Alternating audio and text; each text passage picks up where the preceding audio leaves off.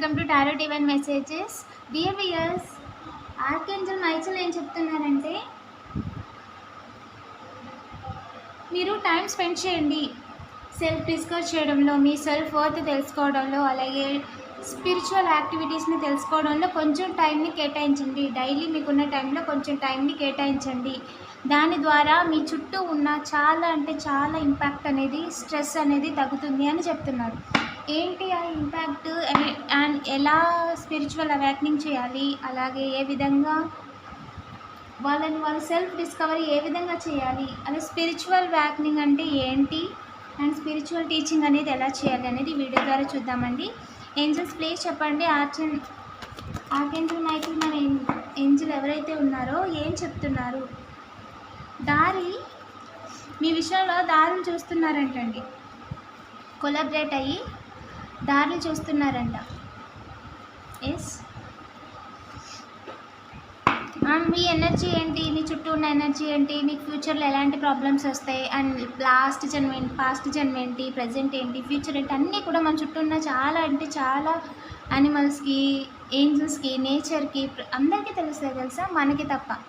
And మనకి చాలా methods, processes ఉన్నాయి. అది కూడా మనం తెలుసుకొని వాటిని మనకు అనుకూలంగా మార్చుకోవడానికి, ఫేట్నే మార్చలేం కరెక్టే, బట్ యాక్షన్స్, మనం తీసుకునే యాక్షన్స్ మీదే మన ఫేట్ అనేది ఉంటుంది. మనకి లైఫ్ టైంలో చాలా పార్ట్స్ ఉంటాయి. ఇది కర్మ, ఇలా జనరల్గా బయట కొంతమంది అంటారు కదా, ఆడి కర్మ వల్ల కాలిందిలే అని, లేదా ఆడి కర్మ అనుభవిస్తున్నాడు అని.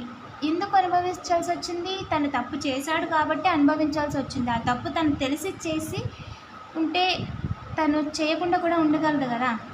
తెలియకుండా జరిగిపోయిందంటే అది పశ్చాత్తాపం, ఓకే. బట్ తెలిసి కూడా చేస్తున్నాడు అంటే, అతను కావాలని చూస్ చేసుకున్న ఆ పాత్రలో వెళ్తున్నారు అంటే తన కర్మ అనుభవిస్తాడని తెలిసే కదా. సో ఆ పాత్రలో ఎక్కువ దూరం వెళ్ళలేరనే కదా. సో ఆ పాత్రలో వెళ్ళినా సరే తనకి మంచి అనేది జరుగుతుంది సరికదా. తను ఏమైనా జరగచ్చు. ఒక డిసిషన్ అనేది, ఒక చిన్న నిర్ణయం అనేది లైఫ్లో కొన్ని మూమెంట్స్ని లైఫ్ లాంగ్ తలకిందులు చేసేస్తుంది. సో అది మనం తీసుకున్న ఒక డిసిషన్ వల్ల మనం సెలబ్రేట్ చేసుకుంటామా, లేదా మనం తీసుకున్న డిసిషన్ వల్ల మన లైఫ్లో సెలబ్రేషన్ అనేది లేకుండా పోతుందా అనేది టోటల్గా మన మీదే ఉంటుంది. సో ఏంజల్ మీకు ఇదే చెప్తున్నారు. సో ఫస్ట్ సెల్ఫ్ డిస్కవరీ చేయండి, ఓకేనా. మీరు ఏం డిసైడ్ చేసుకోవాలనుకుంటున్నారు, ఏం చేద్దాం అనుకుంటున్నారు, అండ్ ఒకటి, అది మంచి పనా చెడ్డ పనా, రెండు, అది మీకు ఉపయోగపడుతుందా లేదా. మంచి పనా చెడ్డ పనా అంటే ఖచ్చితంగా మంచి పనే అయి ఉండాలి.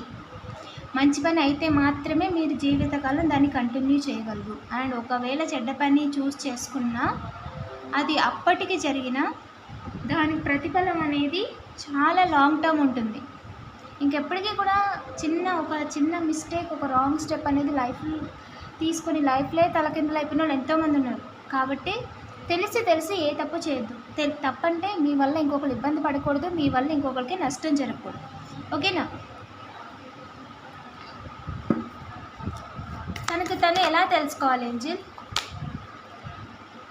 మీకు మల్టిపుల్ టైమ్స్ చేస్తున్న వర్క్ అవ్వట్లేదు అంటే అది మీకు వర్క్ అవ్వదు, అది మీరు వెళ్ళాల్సిన పాత్ కాదు. సో లీవ్ దెమ్, వేరేది చూడండి, వేరేది ఆలోచించండి. మీరు వెళ్తున్న పాత్లో అయితే మీకు నష్టం జరుగుతుంది, లేదా మీ వల్ల ఇంకొకరికి నష్టం జరుగుతుంది. సో ఈ రెండింటిని కూడా డివైన్ అలో చేయరు. మీరు ఎవరిని కూడా ఓవర్ బర్డెన్ చేయకూడదు, అండ్ మీరు కూడా ఓవర్ బర్డెన్ ఫీల్ అవ్వకూడదు.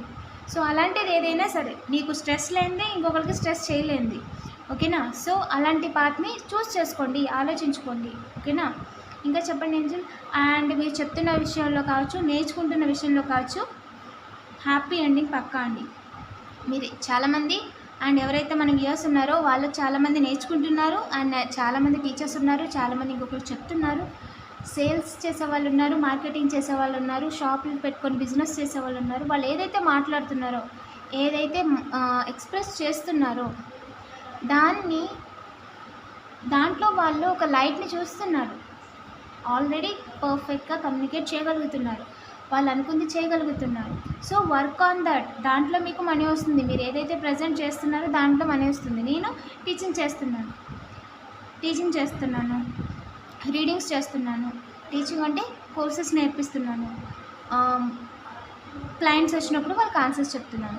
షాప్ పెట్టుకున్న వాళ్ళు ఏంటంటే క్లయింట్స్తో మాట్లాడతారు. ఇప్పుడు కస్టమర్స్ వస్తారు, అవి కొనుక్కుంటారు, సో వెళ్తారు. అండ్ మన సప్లయర్స్ దగ్గర కూడా మాట్లాడుకుంటాం కదా, మనం వేరే వాళ్ళ దగ్గర తెచ్చుకుంటాం అండ్ మనం ఇంకొకరికి ఇస్తాం. సో మనం చేసేది బిజినెస్. సో దాని ద్వారా ఏంటి అంటే అక్కడ కూడా కమ్యూనికేషన్ జరుగుతుంది. ఇక్కడ ప్రతి విషయంలో కూడా కమ్యూనికేషన్ అండ్ క్లారిటీ అనేది ఇంపార్టెంట్.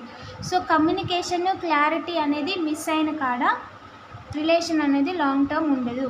అక్కడ మాట తేడా వచ్చినా సరే, లేదా మనస్పర్ధలు వచ్చినా సరే. సో మీరు చేస్తున్న పని దగ్గర ఏంజల్ ఏం చెప్తున్నారంటే, మీరు చేస్తున్నది ఏదైతే పని ఉందో అక్కడ మాట తేడా రాకూడదు, మనస్పర్ధలు రాకూడదు. టైం అంటే టైం, వర్క్ అంటే వర్క్. అబద్ధాలు ఆడకూడదు, వాయిదాలు వేయకూడదు. దాని ద్వారా ఏంటంటే స్టార్టింగ్ నుంచి ఫౌండేషన్ అనేది స్ట్రాంగ్గా ఉంటుంది.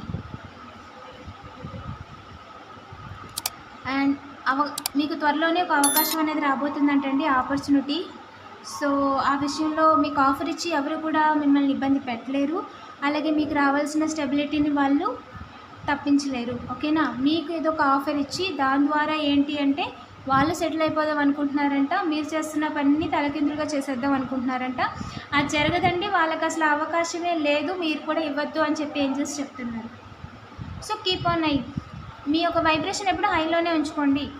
సో ఫిక్స్ అయిపోండి. ఫస్ట్ ఆఫ్ ఆల్ అది వస్తే చేద్దాంలో, ఇది వస్తే చేద్దాంలో. ఓకే, ఇన్ని రోజులు అయిపోయింది, ఇప్పుడు ఏం చేద్దాం డిసైడ్ అయిపోండి. మీరు ఏం చేయాలనుకుంటున్నారో డిసైడ్ అయిపోండి.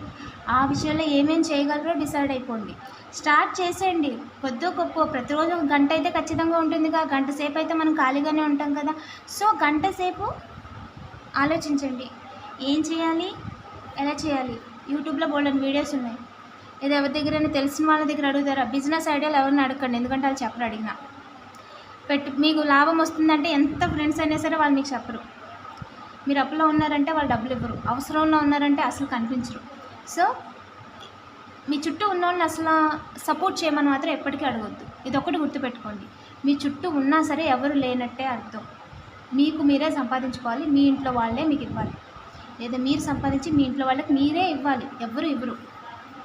ఓకేనా? మీ మీద డిపెండ్ అయ్యి ఉంది మీ ఫ్యామిలీ.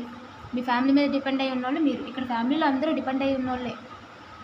మనందరం కూడా మన మీద మనమే డిపెండ్ అయ్యి ఉండాలి. ఇంకొకరి మీద డిపెండ్ అయ్యి అనుకోండి, మనం మన ఫ్యామిలీ. సో ఇంకొకరికి అవకాశం ఇవ్వకూడదు.